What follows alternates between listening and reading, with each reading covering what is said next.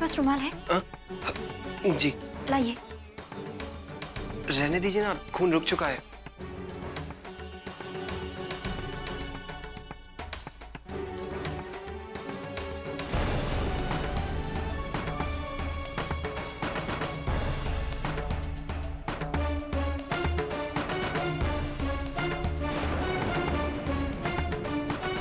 क्या हुआ? कुछ नहीं, थोड़ा सा कट लग गया। अरे ये तो बहुत गहरी चोट है। एक काम करो, ऑफिस में जो फर्स्ट एड बॉक्स पड़ा है उसमें बैंडेड है। जी मैं लगा लूंगा। आओ बैठो।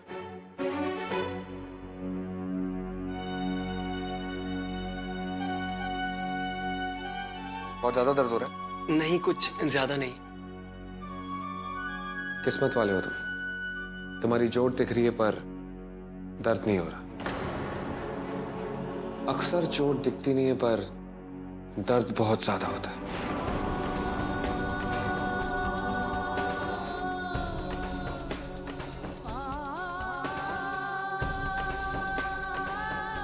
आप खाना खा लीजिएगा, मुझे देर हो रही है, मैं चलती हूँ।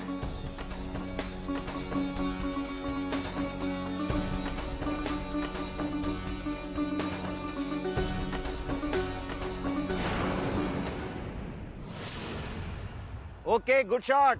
विशाखा, आपका packup. Thank you sir. Spot makeup. मुझे दो। पैकअप हो गया ना, चलो। क्यूटीज, मैं क्या सोच रहा था कि तुम अपने पर्सनल स्टाफ्स क्यों नहीं रखते? मेरा मतलब है जैसे makeup man, hair dresser, spot boy. इससे क्या होता है कि स्टेटस बढ़ता है, स्टेटस। अच्छा, और इनको तनख्वाह कौन देगा? तुम्हारा हस्बैंड। आई मीन उससे तुम पैसे ले लेना और स्टाफ को दे देना। सोचूंगी। Well done Vishakha. Spot, chair लो। लो। भाई कमाल कर दिया तुमने तो विशाखा। अरे बैठो ना, बैठो बैठो बैठो, खड़ी क्यों? ये एल्बम इंटरनेशनल मार्केट में तहलका मचा देगा। बट सर, एक चीज ध्यान में रखिएगा, ये एल्बम इंडिया में रिलीज ना हो। मैंने इससे कहा था, पहले से कहा था। हाँ सर, मैंने बोला था ना आपको। अब एक बार कह दिया ना तुमसे कि ये इंटरनेशनल मार्केट का एल्बम है। बस बस सर, आपने कह दिया उतना काफी है। भाई मैंने तो डिसाइड कर लिया है कि अगली फिल्म में हीरोइन तुम ही होगी। Thank you sir, thank you. Sir अब मुझे देर हो रही है, मैं जा रही हूँ। विशाखा, विशाखा, मैं कहता नहीं विशाखा, तुम इंटरनेशनल मार्केट्स के लिए बनी हो। नहीं क्या है? सर, आप कह रहे थे कि ये एल्बम इंडिया में रिलीज नहीं होगी। तो सर लेकिन कल ही आप। मुझे धंधे से मतलब है। वो कंपनी इतना पैसा दे रही है और इतनी पब्लिसिटी कर रही है, अब ये एल्बम तो इंडिया में रिलीज करना ही पड़ेगा। चोट कैसी है अब? जी बेहतर। हाँ, अच्छा हुआ राधिका जी ने घाव साफ कर दिया।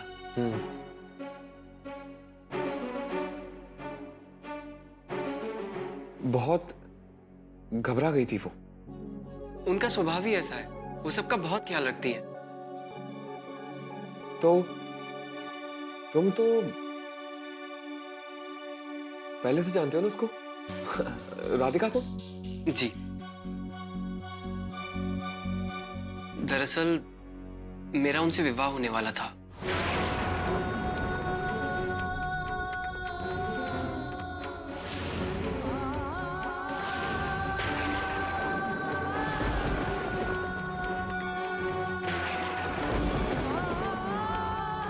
पर ऐन वक्त पर राधिका जी ने विवाह करने से इनकार कर दिया। उन्होंने सबसे कहा कि वो कान्हा से विवाह कर चुकी है और खुद को कान्हा की ही भ्राता मानती है। तब मुझे बहुत बुरा लगा और बहुत गुस्सा भी आया। पर फिर जब वो मुझे मंदिर में मिली और मुझसे माफी मांगी, तब मुझे उनकी सारी बात समझ में आई और मेरे मन में जो उनके लिए गुस्सा था वो खत्म हो गया। आज जब मैंने उनकी सूनी मांग देखी तो मुझे ये सोच के बहुत खुशी हुई कि वो अपनी जिंदगी नए सिरे से शुरू करने के लिए तैयार है।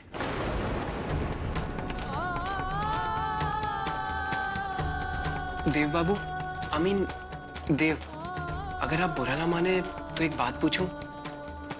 मुझे कुछ काम था और बाहर जाना था। अगर आप इजाजत दें तो क्या मैं जा सकता हूं?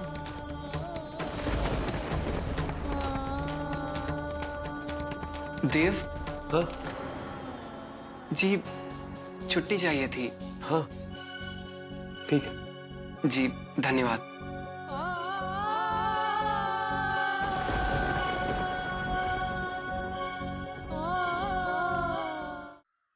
हेलो, बैकअप्स हो गया, निकलो। पूरब, मेरा पूजा का सामान। हाँ, वो सब छोड़ो, ये देखो। पूजा का सामान। हाँ। स्पॉट, मैडम का पूजा का सामान लाओ।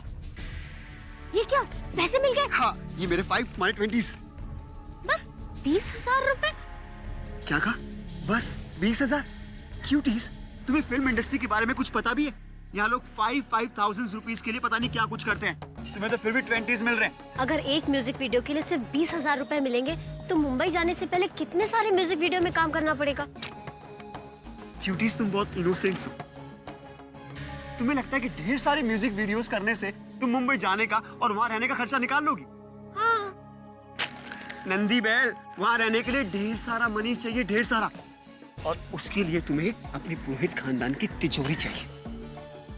टेल्स मी, उसका सब क्या चल रहा है? मेरा मतलब है, मैं कब तक मुंबई में स्ट्रगल करके तुम्हारा वेट्स करता रहूंगा? पूरब, घर वाले तो सारे मुट्ठी में आ गए, पर पैसों के लिए चाहिए वारिस, और वारिस के लिए चाहिए पति। पति? अरे हस्बैंड से तुम्हारे पास है ना? वो तो मुझसे दूर दूर रहता है, हमेशा दूर दूर। क्यूटीज, उसे पास पास लाओ, वरना तुम्हारा सुपरस्टार बनने का ड्रीम्स दूर दूर होता जाएगा। तुम ठीक कह रहे हो। लगता है अब कुछ धमाकेदार करना पड़ेगा। पूरब, मैं एक अच्छी बहू तो बनी गई हूँ, लगता है अब एक अच्छी पत्नी बनने का वक्त आ गया है। अच्छा ठीक है, मैं चलती हूँ, वरना उस दिन की तरह मृणालिनी भाभी की तरह कोई और आ टपकेगा। अरे मेरा पूजा का सामान। स्पॉट, मैडम का पूजा का सामान दो यार। दादी माँ, ऑफिस से कब आई? दादी माँ काफी देर हो गई है। खाना खाया केशव ने? नहीं दादी माँ, मैं वहाँ लगा कर आ गई थी। सच, कितना ख्याल रखती हो तुम सबका। जब से तुम यहाँ आई हो, एक दिन ऐसा नहीं गया कि मुझे अपनी दवा समय पर ना मिली हो।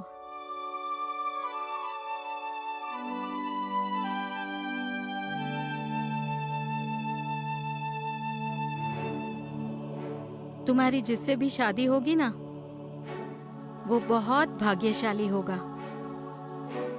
तुम बहुत ही अच्छी पत्नी साबित होगी। दादी माँ, फल काट दूँ आपके लिए? नहीं। दादी माँ, एक सेब तो खा लीजिए। अच्छा भाई, दे दे।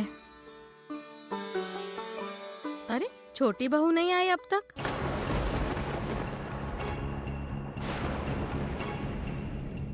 आज तो कल से भी ज्यादा देर हो रही है। मैं एक काम करती हूँ, बिरजू से कहती हूँ कि उसे मंदिर से ले आए।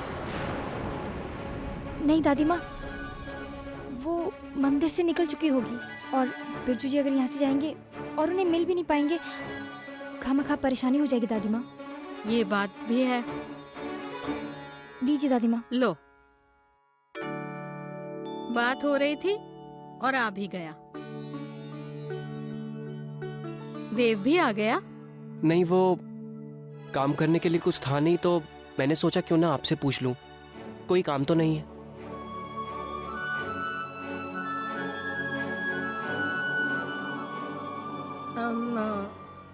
हाँ, काम तो है। तो बताइए ना दादी माँ। वो क्या है ना कि जब से राधिका यहाँ आई है, उसने दिल्ली देखी ही नहीं है, और ना ही तुमने देखी है। तो मैं चाहती हूँ तुम दोनों जाओ और थोड़ा दिल्ली घुमाओ। नहीं दादी माँ, मुझे यहाँ घर पर बहुत काम है। बेटा, काम तो होता रहेगा, लेकिन मैं चाहती हूँ कि तुम जाओ अभी घूमने। बात नहीं मानोगी दादी माँ की? नहीं दादी माँ, ये सब दिखावा है ना, फल, जूस, फ्रूट, दवाई। दादी माँ, ऐसी कोई बात नहीं है। जाओ, जल्दी से तैयार हो। मैं ड्राइवर से कहती हूँ गाड़ी निकालने के लिए। अब अरे केशव बेटा, तुम ही कह दो ना ड्राइवर से। जी, मैं गाड़ी के पास इंतजार करूंगा।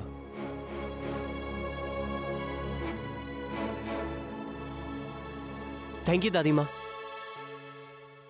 किस लिए? वो दिल्ली दर्शन के लिए? हाँ, दिल्ली दर्शन के लिए। मैं गाड़ी के पास इंतजार करता हूँ। ठीक है।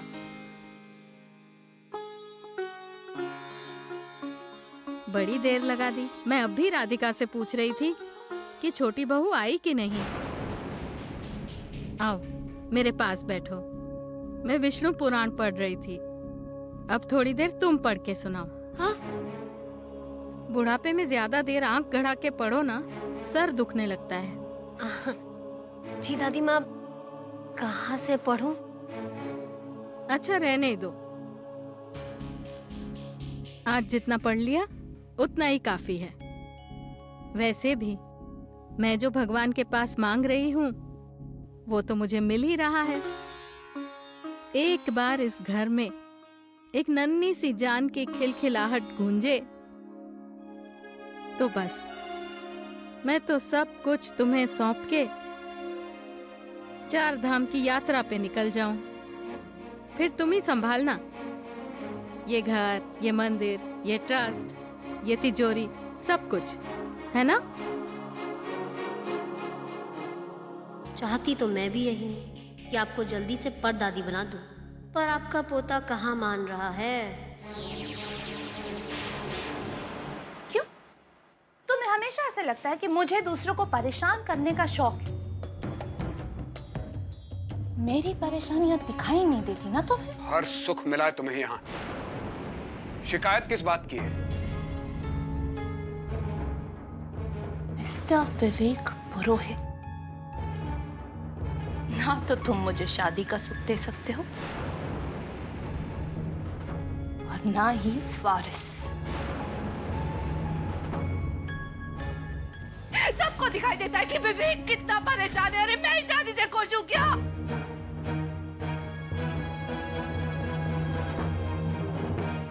तो तोड़ दो इस शादी को, तोड़ दो इस शादी को।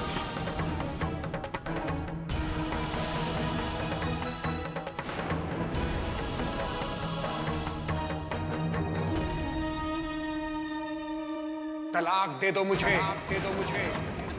तुम्हें एक अपाहिज आदमी के साथ लंगड़ा लंगड़ा कर चलने की कोई जरूरत नहीं है।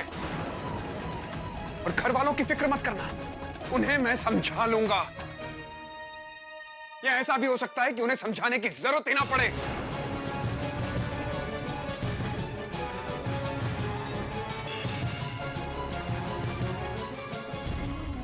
इसके मन में तलाक की बात आई कैसे? अचानक इतनी बड़ी बात कह दी। अब इससे पहले कि ये कुछ करे, मुझे विशाखा का असली चेहरा घर वालों के सामने लाना ही होगा, वरना सब कुछ हाथ से निकल जाएगा।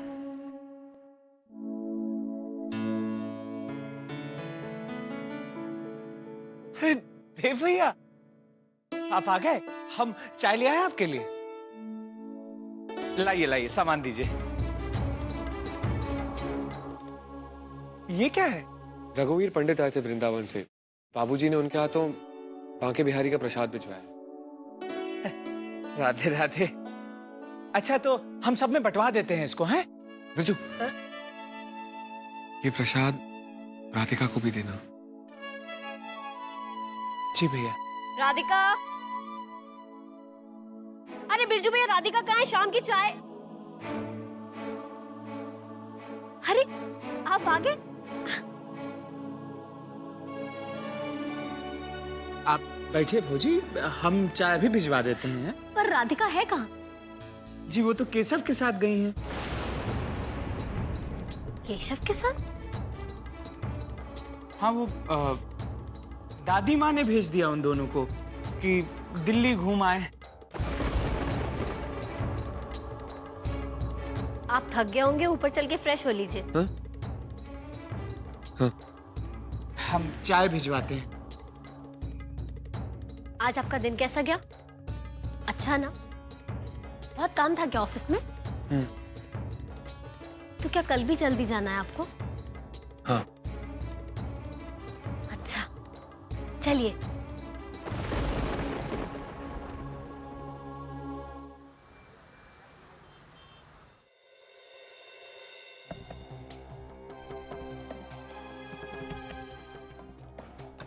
क्या हम घर वापस जा सकते हैं?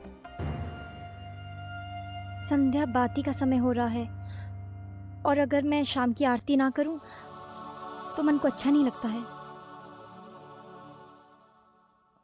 और पता नहीं किसी ने तुलसी के आगे दिया रखा होगा कि नहीं।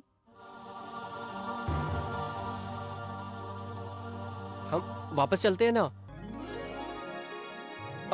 ड्राइवर भैया, आप गाड़ी मोड़ लीजिए, हम घर वापस चलेंगे।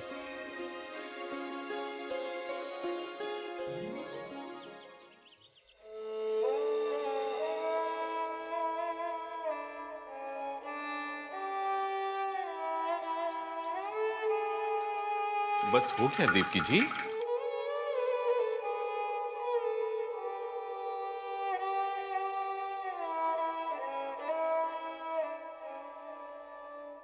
देवकी जी,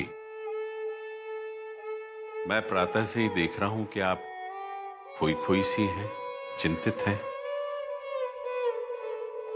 यदि मन में कोई चिंता है, कोई समस्या है तो हमें बताइए। हम विचार विमर्श करके उसका समाधान ढूंढ लेंगे। नहीं जी, ऐसी तो कोई बात नहीं है। मैं राधिका के बारे में सोच रही थी। उसने अपनी मांग से सिंदूर क्यों हटा दिया? देवकी जी, राधिका एक बुद्धिमान लड़की है। उसने जब अपनी मांग में सिंदूर लगाया था तब भी मैंने उससे कोई प्रश्न नहीं किया, और आज जब उसने मांग से सिंदूर हटा लिया है तब भी मैं उससे कोई प्रश्न नहीं करूंगा। मीरा भी कृष्ण भक्त थी। उसके पश्चात भी उन्होंने राणा जी के साथ प्याता जीवन निर्वाह किया। राधिका समझ गई है कि भक्ति निभाने के लिए संसार छोड़ना आवश्यक नहीं है। बस इसमें चिंता का विषय क्या है? देवकी जी, जी इधर देखिए मेरी ओर। आपके मन में कुछ और भी है जो आप मुझसे छुपा रही हैं। नहीं जी, मैं तो बस। देवकी जी, हमारे विवाह को इतने बरस बीत गए। बताइए, क्या चल रहा है आपके मन में? अरे ओ बौरिया, अम्मा जी का दूध तो रह ही गया जी।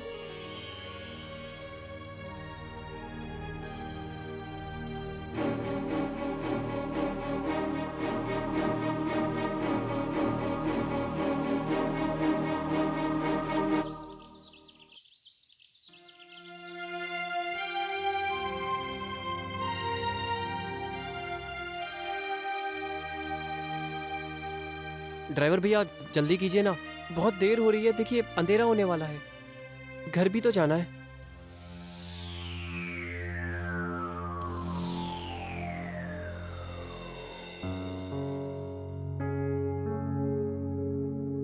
कल के ख्वाब जो आँखों में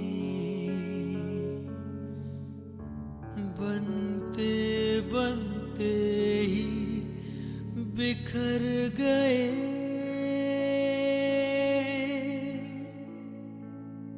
जैसे रेत में हो पैरों के निशान। वो शमा जो आग बन गई, हमें जलना ही था, हमें जलना ही था, हमें जलना ही था।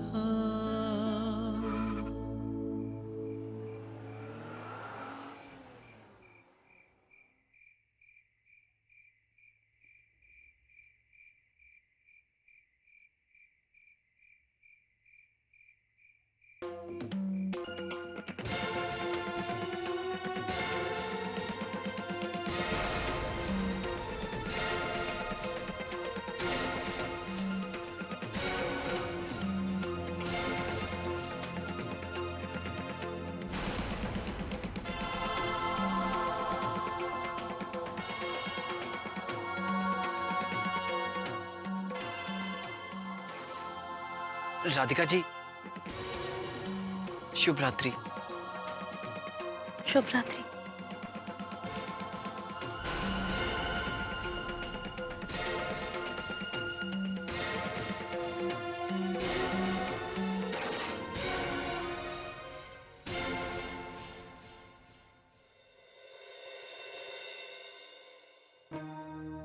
देव बाबू,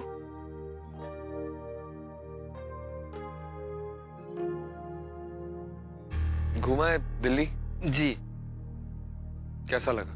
जी, बहुत अच्छी। आज तो तुम जल्दी फ्री हो गए थे ना? मेरा मतलब है तुम्हारा काम जल्दी खत्म हो गया था, तो मुझे लगा कि तुम उससे मिलने गए होगे जिससे तुम प्यार करते हो। I mean, जिसके लिए तुम दिल्ली आए हो। तुमने बताया था ना मुझे। वहीं तो गया था। राधिका जी वही लड़की है जिनके लिए मैं दिल्ली आया।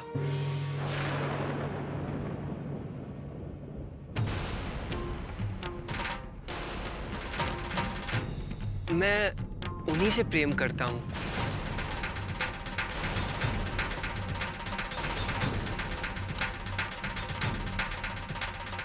और उन्हीं से शादी भी करना चाहता हूं।